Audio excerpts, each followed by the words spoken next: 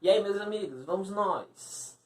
Dando continuidade aqui, vou falar um pouquinho sobre a questão do transporte que vai ocorrer na membrana plasmática, tá ok? Membrana plasmática. Nós podemos identificar dois tipos de transporte de substâncias que podem ocorrer na membrana. Na membrana, pode ser um transporte passivo ou ativo. Quando ele é caracterizado por um transporte passivo, quer dizer que não vai apresentar um gasto energético. Você não tem gasto de energia pela unidade celular, tá ok? Quando você identificar o termo transporte ativo, você já vai observar que haverá sim um gasto energético. Mas agora vamos ficar só no passivo, onde não há gasto energético. Em específico, eu estou iniciando aqui falando um pouquinho sobre a difusão simples, tá?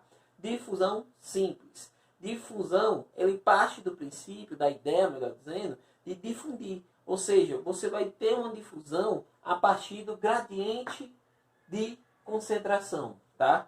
O gradiente de concentração seria a base que eu vou ter que ter para compreender esse processo. O que viria a ser? É a concentração que eu vou identificar do soluto. Lá na química, vocês trabalham bastante essa ideia. A ideia do soluto e do solvente. Dois componentes essenciais para a produção de uma solução, tá ok? Então, tendo isso em mente, quando eu observo gradiente de concentração, eu tenho a ideia da difusão simples, na qual não haverá gasto energético. Essa representação aqui, fashion, por assim dizer, ela tenta representar uma hemácia, tá? Uma hemácia. Essa hemácia, tá? É uma célula que você já conhece, é uma célula sanguínea, tá? É uma célula sanguínea, onde eu estou representando ela aqui em três fases, três situações. A primeira situação, ela está dentro de uma solução, tá? Na qual tem uma grande concentração de quê? De soluto. Grande concentração de soluto. Na segunda situação, esse soluto ele está numa harmonia, ele está no nível regular. Quando eu digo isso, grande concentração, regulação e até mesmo uma condição baixa concentração, é porque eu estou sempre me referindo ao nível, vamos dizer assim, ao nível de soluto dentro da célula. Tá? Então, a comparação é feita nesse sentido. Quando eu observo o grau de concentração de um soluto em relação ao meio celular, a parte interna, e o meio externo. Essa situação vai permitir observar a difusão das substâncias. Quando ela tem uma situação hipertônica, hiper faz referência a alta. Então, ele quer dizer que ele tem uma alta concentração de soluto. Exatamente. Então, essa solução, tanto representei aqui em pontinhos verdes, tá? Está indicando que eu tenho uma alta concentração aqui de soluto. Como, por exemplo, eu posso usar como soluto, eu poderia dizer que seria o sal de cozinha, NaCl, tá? Nosso sal de cozinha, cloreto de sódio. Nessa circunstância, ele iria promover um ambiente hipertônico, tá? Essa solução hipertônica, faria com que a hemácia, ela viesse a murchar.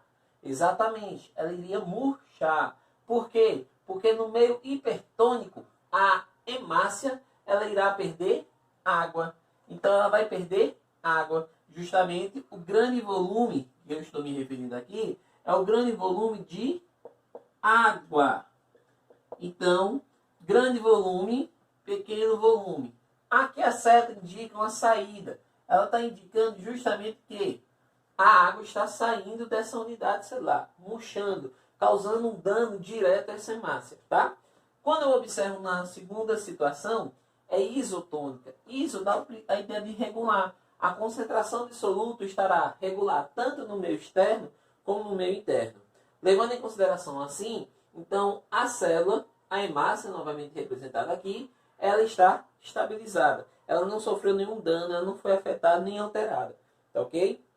Passando para o outro ponto, hipotônica. Hipotônica, como já disse, eu tenho uma baixa concentração de soluto. Usando a mesma lógica do cloreto de sódio, eu adicionei na água um pouquinho de sal, sendo que a concentração de sal não foi suficiente para fazer com que a minha célula perdesse líquido, perdesse água. Desta maneira, o que é que aconteceu? A água que estava presente no pote passou a invadir a membrana plasmática, ela passou a adentrar na unidade celular. Com isso, na solução hipotônica, a minha célula, ela ficou uma célula na qual invadiu a água, aumentou o seu tamanho. Dependendo da célula, pode ocorrer rompimento, a membrana pode romper e não suportar, estourar mesmo a célula, tá? Isso é até uma situação que nós observamos, essa situação em que eu tenho transporte na entrada e saída de água livremente, numa situação que eu defino por osmose, tá?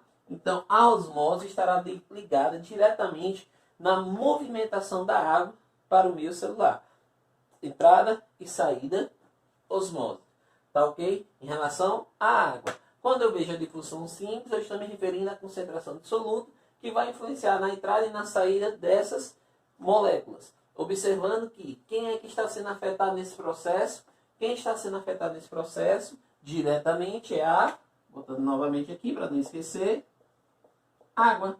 Tá? Então, esse processo ele é muito importante para eu compreender até mesmo a questão da homeostase, da condição hídrica no meu corpo. O nível de água no meu corpo é regulado pela ação da membrana plasmática. Nossos rins, eles vão ter na sua membrana plasmática proteínas especializadas nesse processo, que vão auxiliar a entrada e a saída de água, vão controlar o volume de soluto, ou seja, a concentração de soluto, desta maneira mantendo regular o nível hídrico do nosso corpo, tá? Lembrando que tem outros fatores que vão influenciar, como hormônios, que vão ampliar essa situação ou reduzir, tá? Mas no princípio básico, a minha membrana plasmática, ela vai participar de um transporte passivo. Não há gasto energético aqui, porque o que influencia a movimentação das substâncias é a concentração, ou seja, o seu gradiente de concentração de soluto, tá? Então, essa partezinha aqui refere-se ao transporte passivo. Ok? Show? Tranquilo? Tchau, tchau. Ah, não posso esquecer. Esse exemplo é utiliza-se a referência célula animal. As hemácias são células animais. E aí, nessa circunstância, as hemácias, ele tem um comparativo que pode ser feito também com células vegetais. Porém, na célula vegetal, eu vou ter uma situação à parte. Porque lá na célula vegetal, você irá encontrar a parede celulósica. Então, a célula não vai ter alteração direta no seu formato. Porque a parede celulósica mantém o seu formato. Mas a parte interna sofre alteração. Tá? E aí entra termos como eu posso dizer. Quando ela murcha, quando ela vem a murchar, ela estará, por exemplo, assim, dentro da unidade plasmolizada. Passou por um processo de perda de líquido. Quando ela entra numa condição de inchar, a própria membrana dela vai ficar o quê? Turgida, tá? Túrgida. Então, fica aí a dica, meus amigos. Tchau, tchau. Fica bem. Professor John Moreira, Biologia.